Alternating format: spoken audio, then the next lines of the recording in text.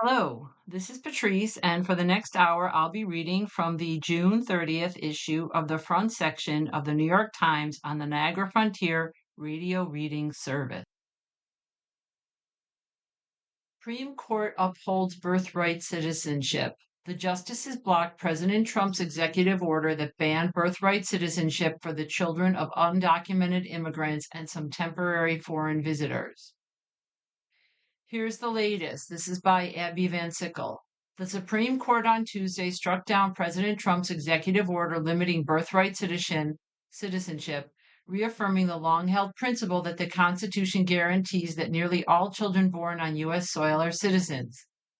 The ruling was a significant blow to a policy long pursued by Mr. Trump to prevent babies born to undocumented immigrants and temporary foreign residents from automatically becoming Americans. Three of the court's conservatives, Justices Clarence Thomas, Neil Gorsuch, and Sam Alito, dissented. Justice Brett Kavanaugh joined the court's majority to strike down the executive order, but he said based his decision on federal law, not on the Constitution. Civil rights groups on Tuesday rejoiced as the Supreme Court struck down the Trump administration's executive order. Deborah Fleischhacker, a former Homeland Security official now with the Latino group Unidos US, called it a huge relief. Policy experts had warned that the executive order risked creating a modern caste system, a permanent underclass of stateless children born on U.S. soil, barred from citizenship here and potentially rejected by their parents' home countries. In other Supreme Court news, the weed killer lawsuit, the Supreme Court sided with the manufacturer of Roundup, overturning a jury award for a Missouri man who claimed the widely used herbicide caused cancer, and a decision that could have sweeping impacts on thousands of other Americans who similarly claim the product sickened them. Hawaii gun law. The justices struck down a Hawaii law that requires gun owners to get permission before carrying a firearm onto a private property like grocery stores, coffee shops, and gas stations that are otherwise open to the public. Religious rights case. The court said that a Rastafarian whose dreadlocks were forcibly shaved by prison guards could not sue state employees for money. Assets seized by Cuba, the justices cleared the way for ExxonMobil to seek compensation from Cuban owned entities over oil and gas assets the communist country seized in 1960. Securities and Exchange Commission.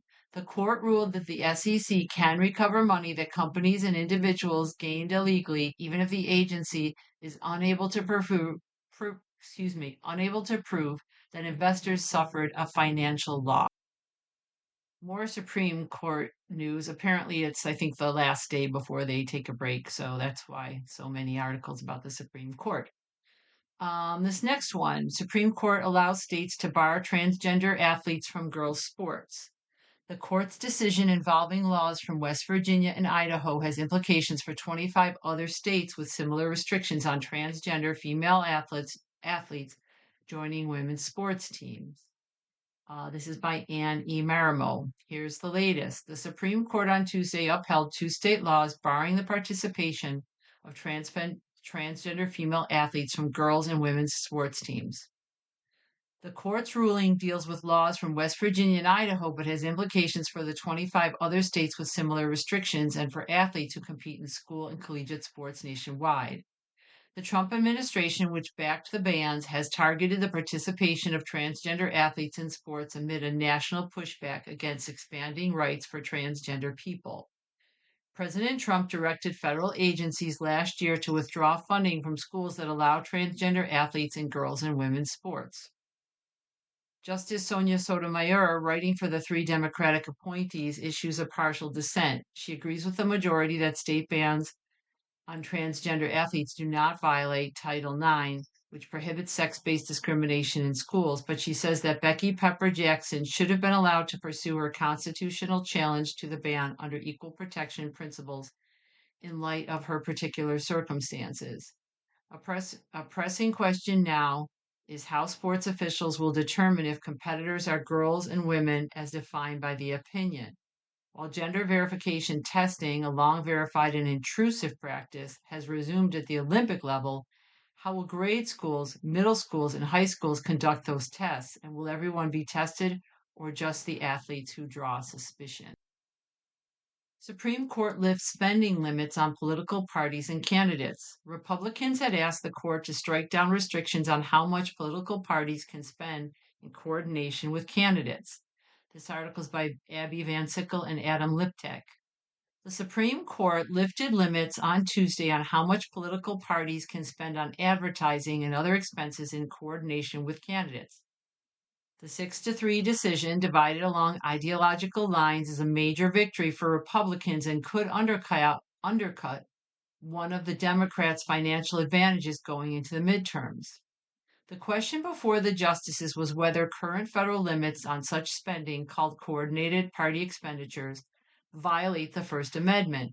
During oral arguments, Noel J. Francisco, a lawyer for the National Republican Senatorial Committee, which brought the legal challenge, told the justices that such limits were at war with previous decisions by the court that have found that restricting how much money can be spent in politics amounts to limiting speech. The Republican groups had argued that such spending is necessary to allow political parties to spread their message. The Trump administration had supported the Republican groups, asserting in court filings that the federal law abridges the freedom of speech under the court's recent First Amendment and campaign finance precedents. The coordinated spending case is the latest in a series of efforts to chip away at campaign finance regulations that were enacted after Watergate to lessen the influence of money in elections. In 2010, the Supreme Court struck down limits on independent spending by corporations and unions in Citizens United versus Federal Election Commission. That decision cleared the way for a flood of new money to enter politics and set the stage for further challenges to spending limits. The coordinated spending case has been closely watched as the midterm elections approached. Experts said that the decision would immediately cut into one of the Democratic Party's critical financial advantages in television advertising. That's because federal law requires that television broadcasters give political candidates low advertising rates, but extends no such requirement to super PACs, which are often charged double, triple, and even 4 times as much for the same television time. Republicans in recent election cycles have been more reliant on super PACs and national party committees than Democrats, whose candidates have tended to outraise Republicans and who therefore have been able to take advantage of the lower television ad rates. Allowing unlimited coordinated spending between candidates and parties would essentially permit both to take advantage of the lower rates. The case began in 2022 when J.D. Vance, then a candidate for the Senate in Ohio, sued to challenge the campaign coordination limits. He was joined by several Republican groups. The Biden administration defended the limits, and a panel of federal judges agreed they were legal. After President Trump returned to office, the federal government flipped sides in the case and backed the Republicans challenging the spending caps. With the government no longer defending suspending limits, the justices appointed the veteran Supreme Court litigator Roman Martinez to argue on their behalf. He argued the justices should dismiss the case as moot because Mr. Vance is no longer running for office. Democratic groups intervened in the case, urging the court to uphold the spending limits. They warned that overturning the law would create a system in which political parties would pay candidates' expenses for everything from flower arrangements to electric bills. And now moving on from the Supreme Court to the U.S.-Iran war. After the war, Oman said to propose Hormuz fee plan. Under the proposal, Iran and Oman would collect payment for ships passing through the Strait of Hormuz, according to officials and diplomats with knowledge of the matter. This story is by Vivian Nirim Farnaz Fasihi and Erica Solomon. Iran and U.S. allied Oman are moving forward with plans to collect payment for ships transiting the Strait of Hormuz, despite the public American objections, according to an Iranian official and 4 diplomats with knowledge of the matter. If enacted, the plans would be a significant change from the pre-war status in the strategic waterway, underscoring how American-Israel decision to attack Iran on February 28th has changed the Middle East in far-reaching and unanticipated ways. Before the war, the Strait of Hormuz was an international shipping route between Iran and Oman that vessels sailed through free, carrying oil and gas from the Persian Gulf to the rest of the world. During the fighting, Iran effectively blockaded the waterway and an important choke point for global trade, sending energy prices skyrocketing. Since then, Iranian officials have repeatedly declared their intentions to monetize the strait. Oman recently delivered a formal proposal to the United States and other Western allies that outlined a plan in which shipping companies would pay service fees to use the strait, according to Iranian official and a regional diplomat. Sorry, regional diplomat. A person familiar with the U.S. position confirmed that American negotiators had received the Omani proposal and said that they had concerns that they intended to discuss with Omani officials. The officials and diplomats cited in this article all spoke on the condition of anonymity to discuss sensitive diplomacy. The future of the strait remains a central issue in talks between the United States and Iran to hammer out a lasting peace agreement. Oman's proposal is partly modeled on arrangements in the Straits of Majorca and Singapore, an Asian waterway where a private foundation collects voluntary contributions for safe navigation, the regional diplomat said. Any fees in the Strait of Hormuz would be voluntary, the diplomat said. The Iranian official, however, said that the payments would be obligatory. On Monday, Iran's Deputy Foreign Minister Kazim Garibabadi said that Tehran's priority was to come to an agreement with Oman. But if Oman is unwilling to establish a joint framework for managing the waterway, Iran will move forward on its own, he said, according to remarks carried by Iranian state television. Oman, a sultanate in the southeastern tip of the Arabian Peninsula, has long cultivated a reputation for neutrality, serving as a mediator between the United States and Iran. The country has found itself engaging in an increasingly difficult balancing act as war inflames regional tensions. After news initially emerged in May that Oman had discussed partnering with Iran to charge service fees in the strait, President Trump threatened to bomb Oman if it did not behave just like everybody else. As recently as last week, Mr. Trump called the idea of collecting tolls or fees for passage through the strait unacceptable. It was not immediately clear whether the Trump administration would be willing to go along with voluntary service fees.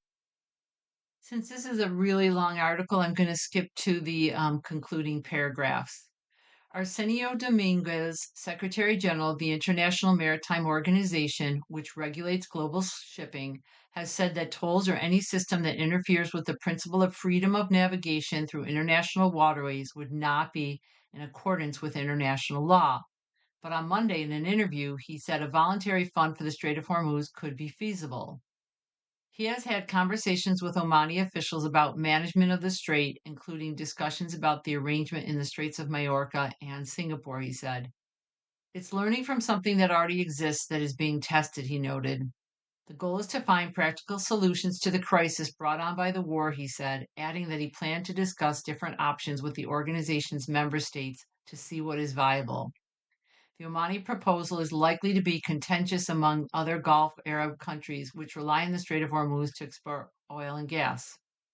Speaking at an event organized this month by the European Council on Foreign Relations, Saudi Arabia's Foreign Minister Prince Faisal bin Farhan said that the Strait of Hormuz must return to the status quo before the war. Why should we now, as a result of a conflict, accept some novel arrangement that is going to be imposed on it? He asked. So, again, I did skip a big section of the middle of that article. It's very long. If you would like to hear the article in its entirety, the number is 716-821-5555. You are listening to a reading of articles and features from the front section of the New York Times on the Niagara Frontier Radio Reading Service. Putin faces increased pressure as Moscow is again attacked by drones. The Russian authorities said 419 drones were shot down across Russia, including in the capital and in Crimea. This article is by Paul Sohn, Ivan Nekiperenko, and John Yoon.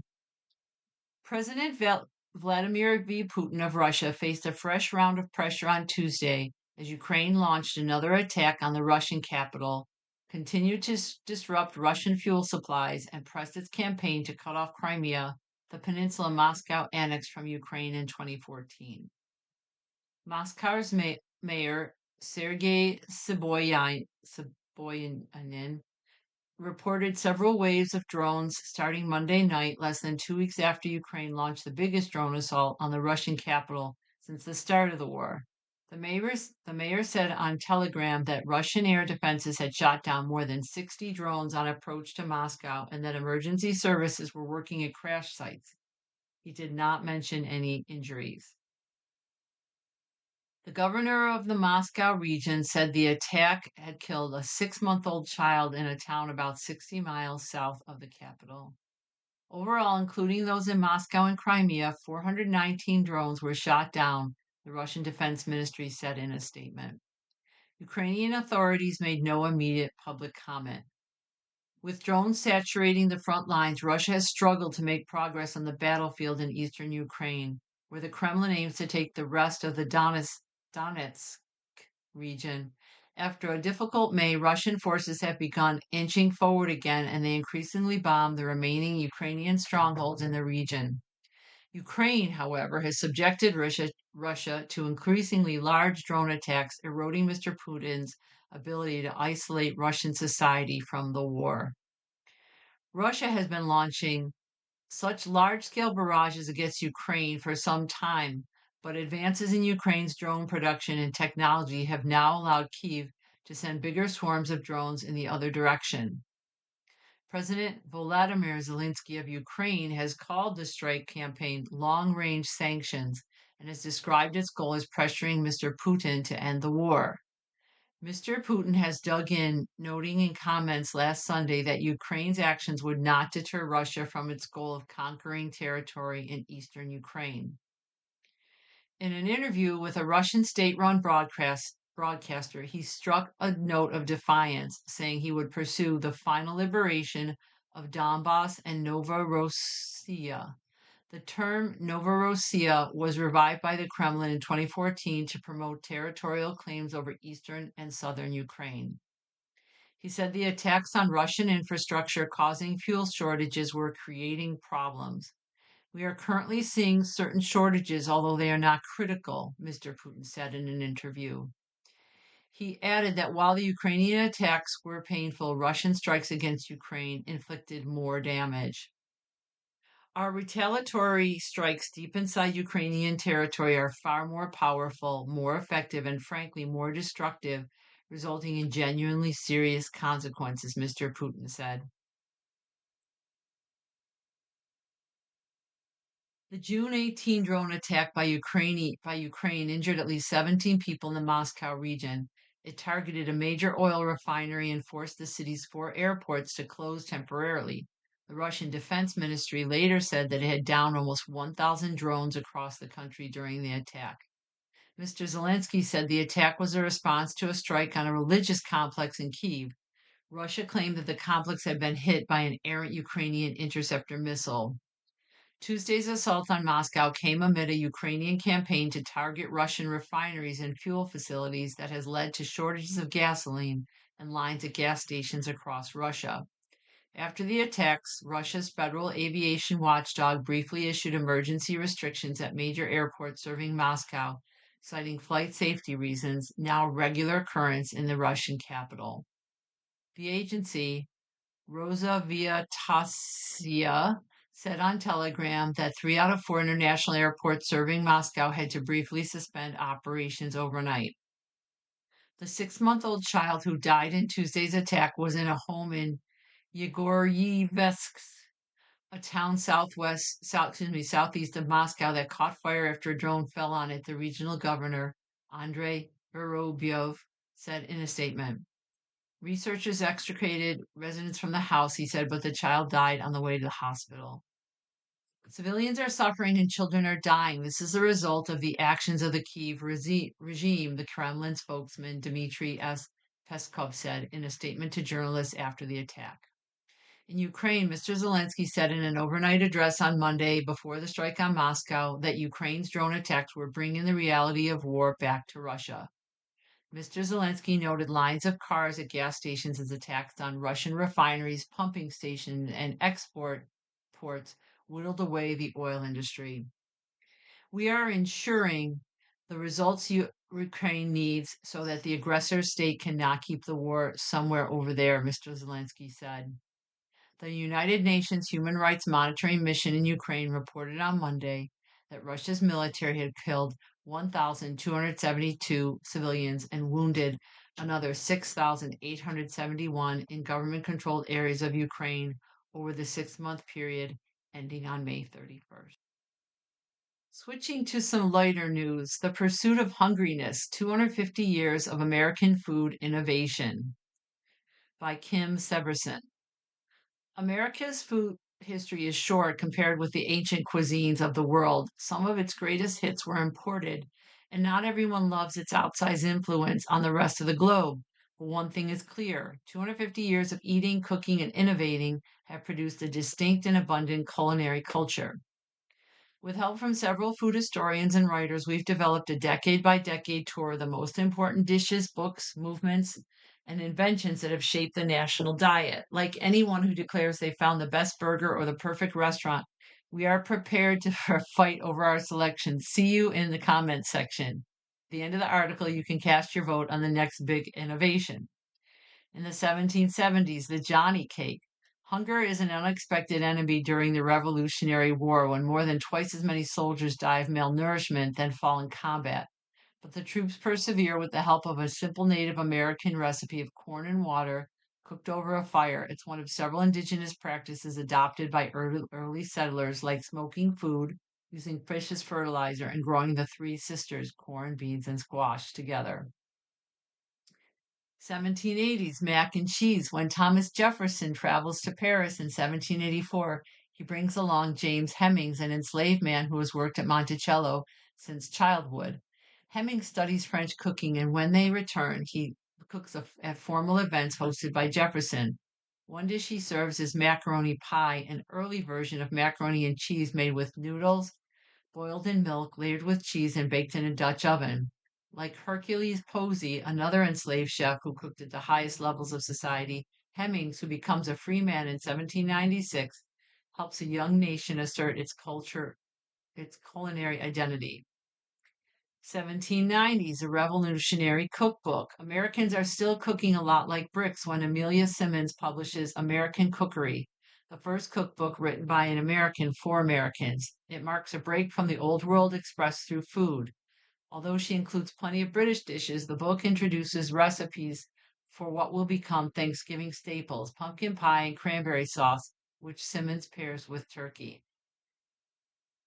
1880s, the ice trade. Food options are limited if you don't live on or near a farm. Meat must be heavily salted, dried, or smoked to keep from rotting.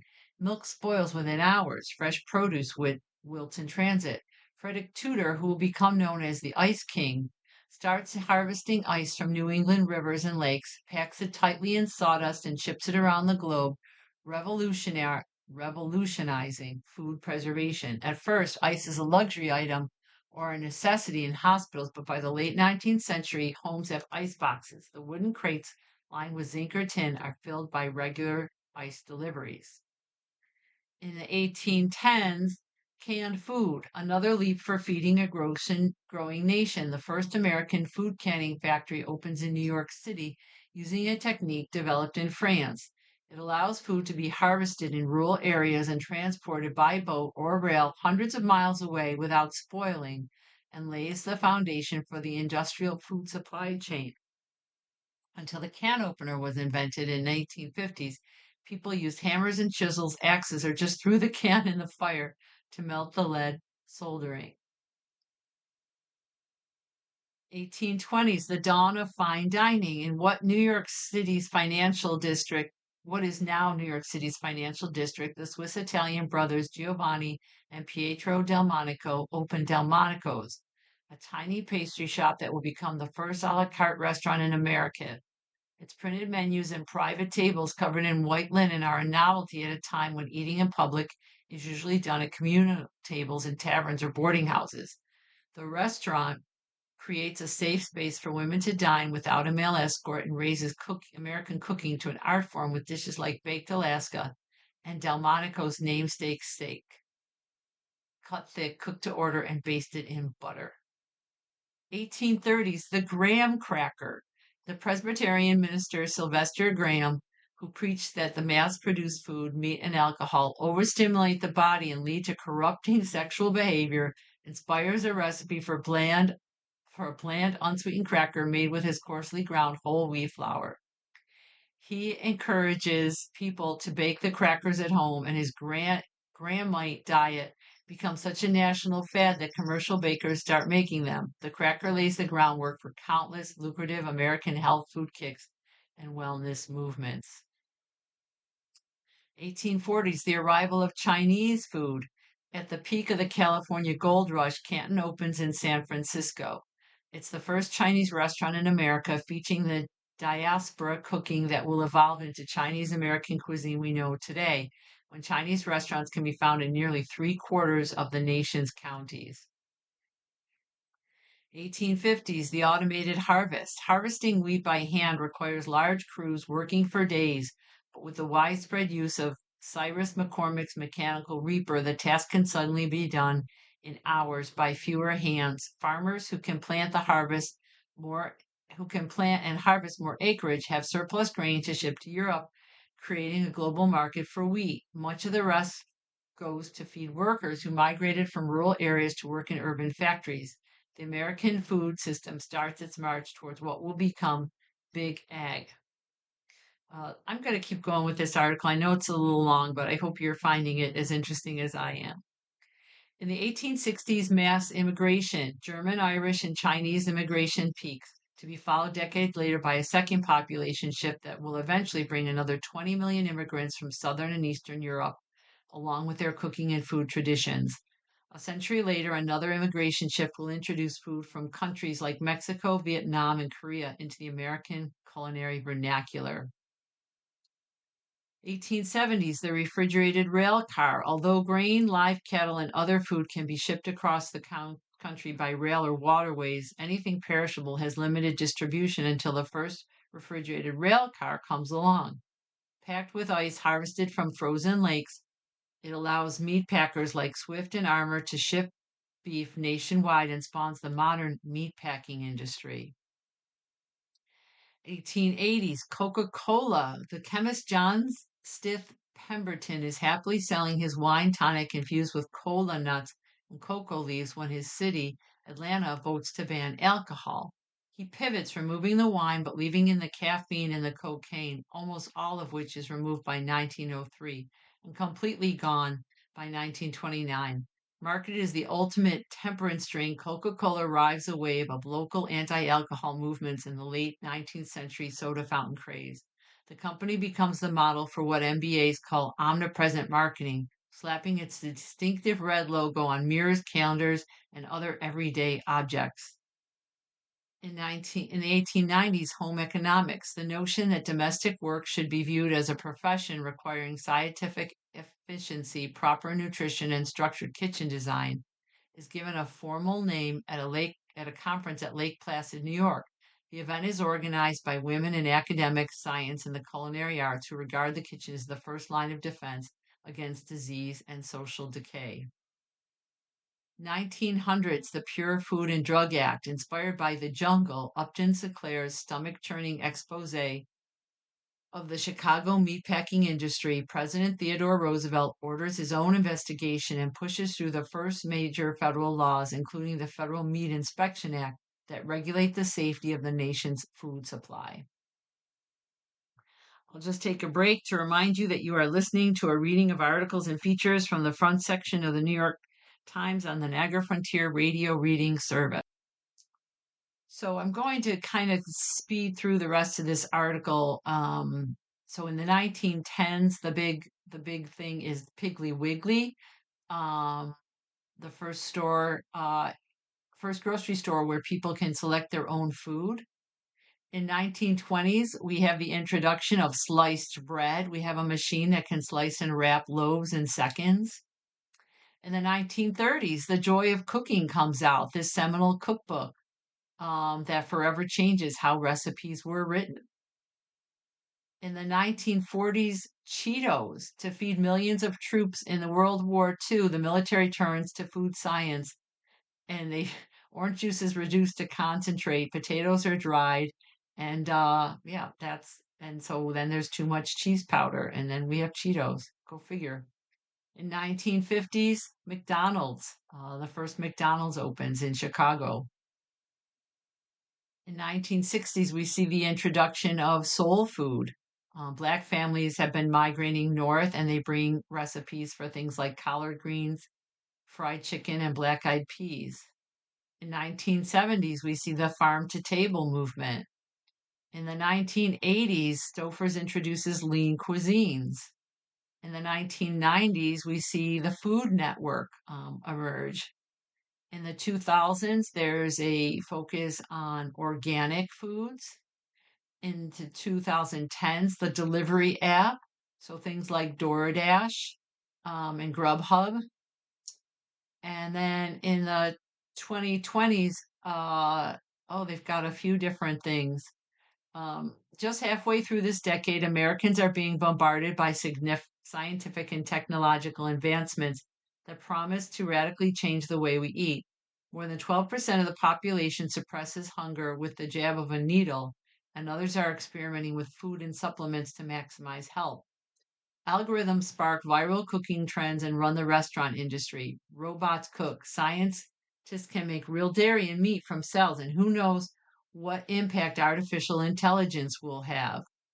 So, which do you think will have the most impact on the future of American food?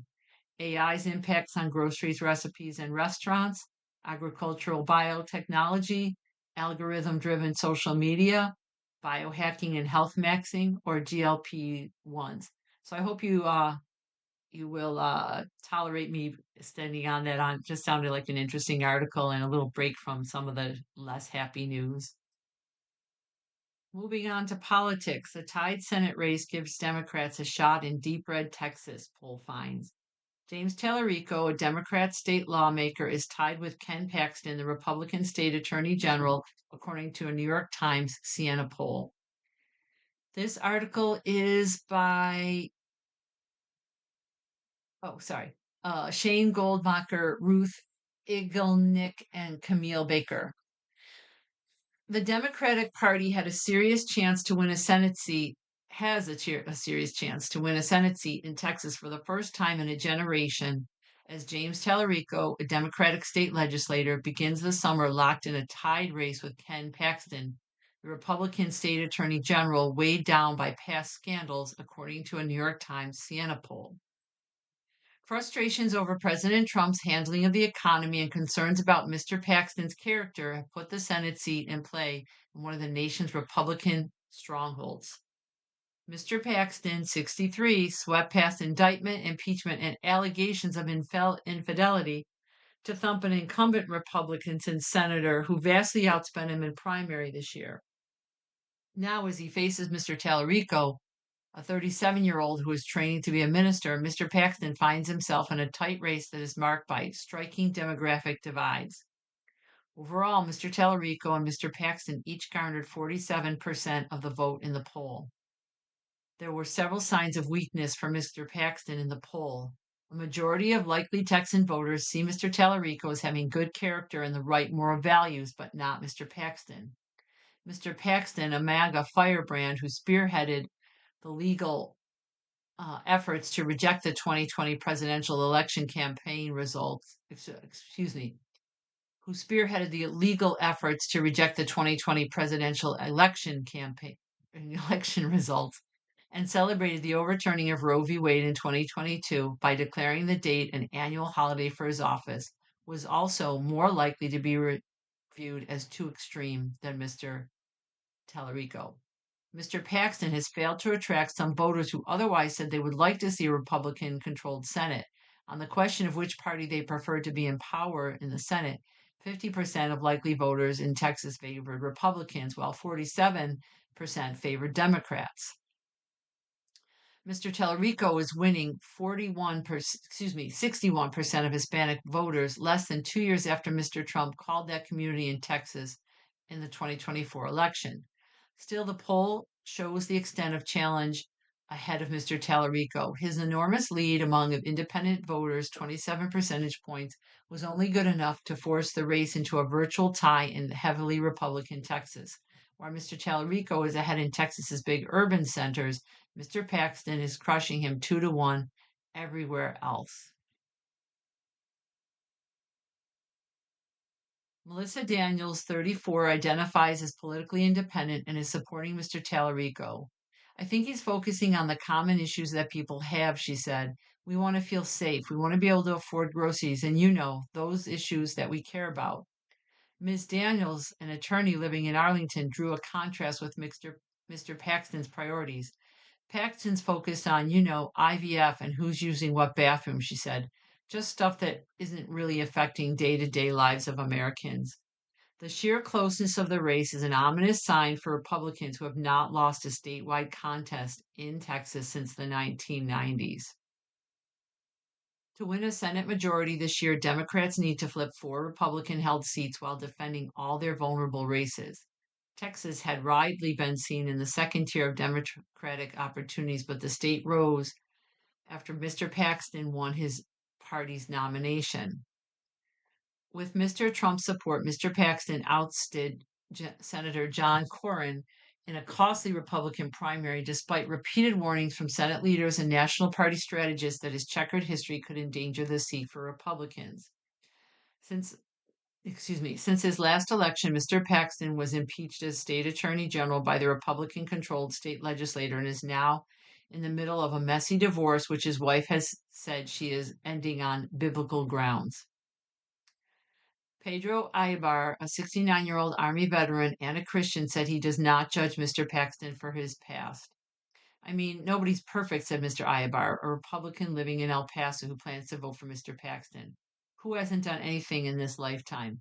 The contest is marked by striking divides along gender, generational, and geographic lines.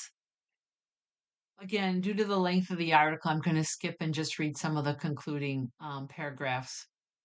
For now, Mr. Tallarico is winning with voters for whom the economy and inflation are the main issue driving their vote, while Mr. Paxton does best with voters who point to either control of Congress or immigration as central to their decision. The entire Republican ticket appears to be dragged down by disappointment with Mr. Trump, especially over economic matters. A majority of Texas voters disapproved of the president's handling of the economy overall, gas prices, the war in Iran, and tariffs. Governor Greg Abbott, the Republican incumbent, leads his Democratic challenger, Gina Hinojosa, a state legislator, by 6 points. Mr. Abbott last won re-election in 2022 against Mr. O'Rourke by 11 points. Mr. Tallarico, who is white, also emerged through an intensive primary against Representative Jasmine Crockett, who is Black and won an overwhelming share of Black voters.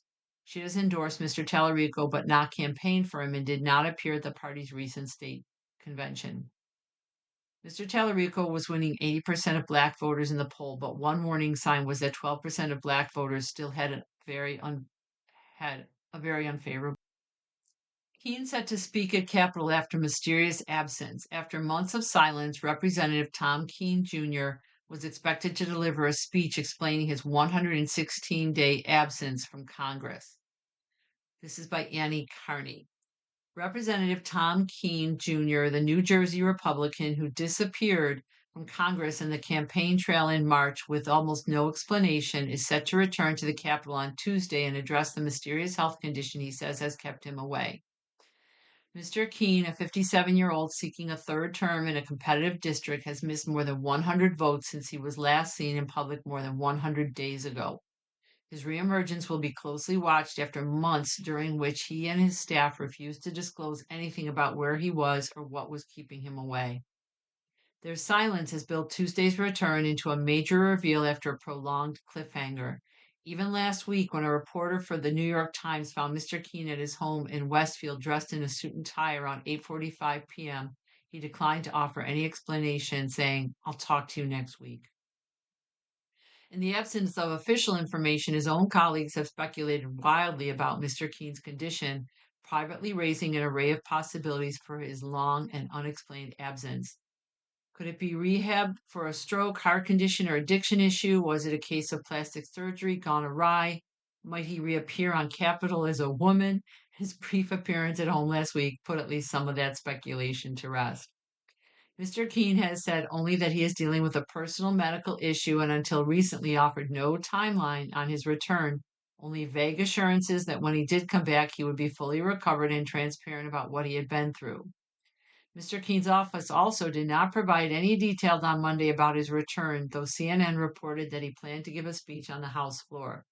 He also was scheduled to participate in a fundraising reception on Tuesday evening in Washington, according to an email obtained by the Times that confirmed an earlier report by Politico. His chief of staff, Dan Scharfenberger, did not respond to calls and emails about the congressman's plan scheduled for Tuesday. A spokes um, a spokesman for Speaker Mike Johnson said they were leaving the details of Mr. Keene's return to him. Mr. Keene has invited some Republican officials to participate in a 2 p.m. conference call on Tuesday, according to multiple people who were invited. The people said they expected he would have to address the health issue in some way. With an election in 5 months, Mr. Keene's months of mysterious silence have tested the limits of what the public will tolerate in terms of privacy for its leaders. Presidents traditionally release the results of their annual physicals and disclose what medications they are taking, although they are not legally required to do so. But members of Congress typically provide no information to the public about the state of their health or their fitness to fulfill their duties. Voters tend to be forgiving about the health elements of their leaders, and some lawmakers in the past have tried to turn their own medical challenges or experiences with mental health, alcohol, or addiction into a way to relate to voters who may be struggling themselves. So Mr. Keene's decision to keep his constituents and his colleagues in the dark for so long has largely been viewed as inexplicable. Will left wing energy keep rising? What to watch in Colorado's primaries. Primaries on Tuesday will be the latest test of Democrats' anti establishment mood. This article is by Reed J. Epstein. It is not a great moment to be a Democrat with a record of working in Washington. Last week, Representatives Adriano Espelette and Dan Goldman of New York were tossed out by Democratic voters in favor of primary challengers running to their left. Tomorrow in Colorado, 3 Democrats who have been in elected office for nearly a collective 3/4 of a century face primary opponents who argue that they have been in politics too long. The challengers say the veterans of Washington are not suited to oppose President Trump at a moment many liberals view as an existential test for the party and the country. It is also another place that will test Democratic voters' positions on Israel, whether to pull back or end American military support to the country. Those issues roiled New York's elections and are playing a major role in the Democratic Senate primary in Michigan and are certain to color the party's 2028 presidential contest. Two of the left wing challengers in Colorado, Milat Quiros, a lawyer running for the House, and Julie Gonzalez, a state senator running for the Senate, are Democratic socialists vying to be the next progressives to rattle the party and steer its foreign policy away from Israel. Colorado is now deep blue, so statewide Democratic primary winners will be heavy favorites in November. The Republican frontrunner is the Republican frontrunner for governor is Victor Marx, a pastor who claims that when he was 7 years old, his stepfather forced him to kill a man. I'm going to paraphrase the next section, or just kind of give the highlights. Here's a look at the 3 Colorado primaries that will be the latest test of progressive energy. A fierce House challenge in Denver. A governor's race is all about Trump. A Senate primary where Hickenlooper hopes to hang on. A House primary where AI is an issue. Yeah. One of this year's top Senate races appears neck and neck, according to New York Times, Portland Press, Siena poll.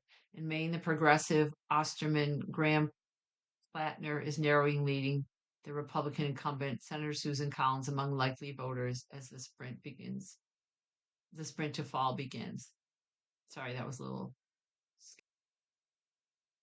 And in any case, you are listening to a reading of articles and features from the front section of the New York Times on the Niagara Frontier Radio Reading Service. Moving on to a little bit of news about the weather. As U.S. heat waves as U.S. heat wave widens, here's where Tuesday's temperature will be highest.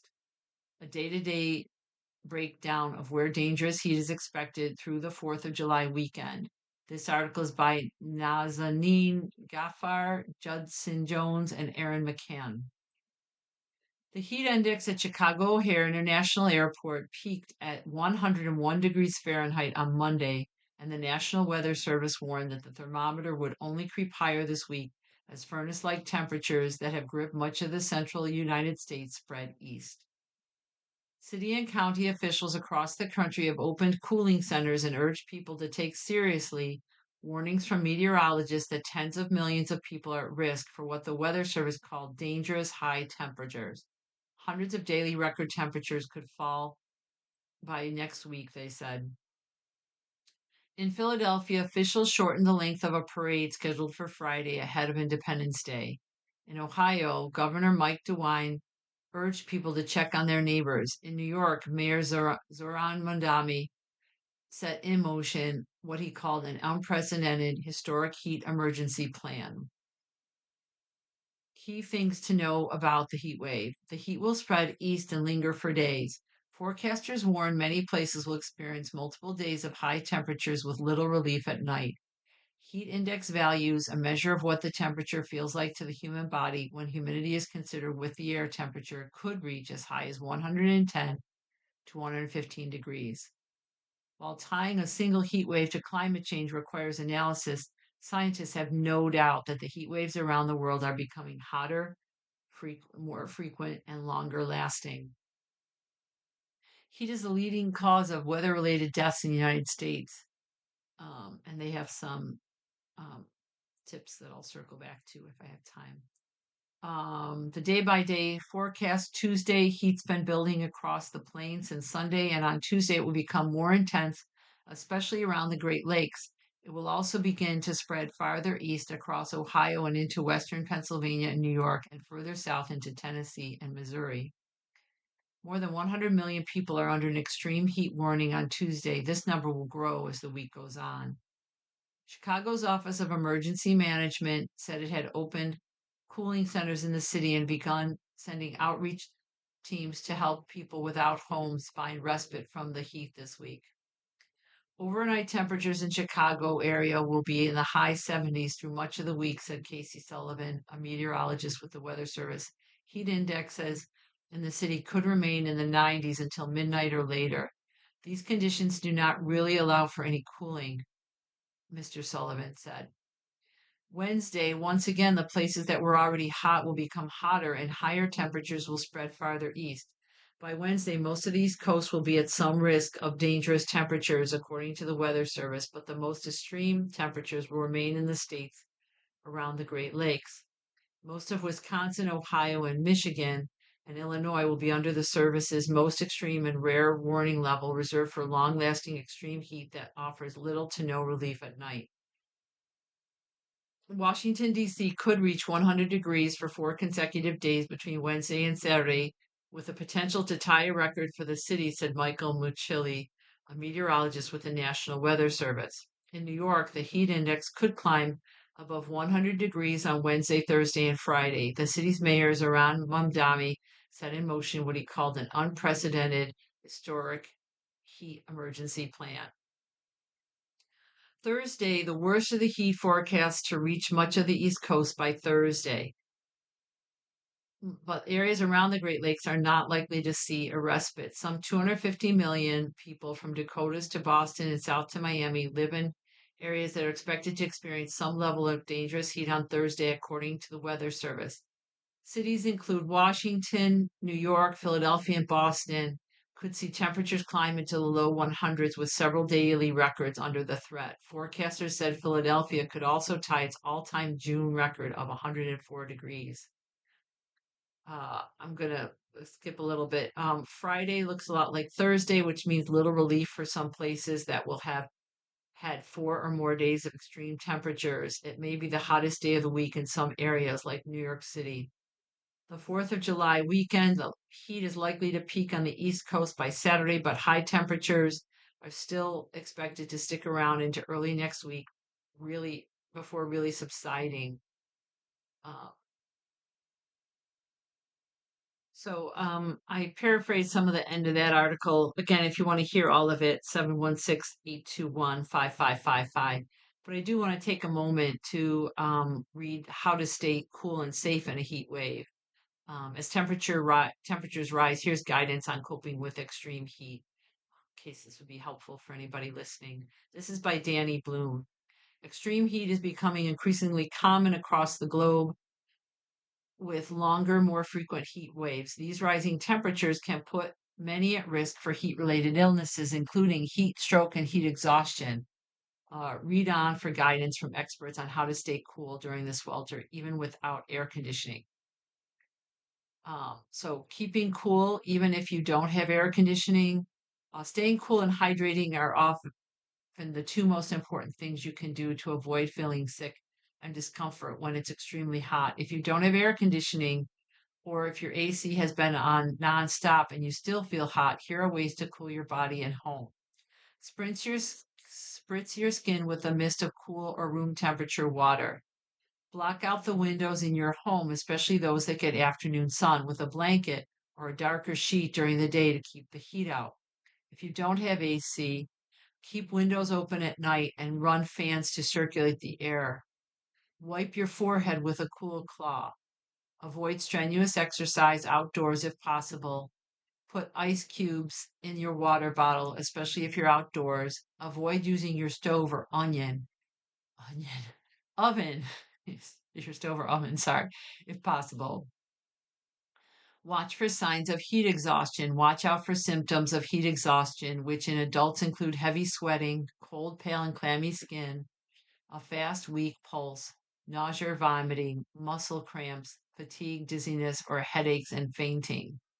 If you're experiencing these symptoms, sip water, move to a cooler location if possible, loosen your clothes, or try to take a cool bath or place cool, wet cloths on your body. Seek medical attention immediately if you vomit or your symptoms worsen or last longer than an hour.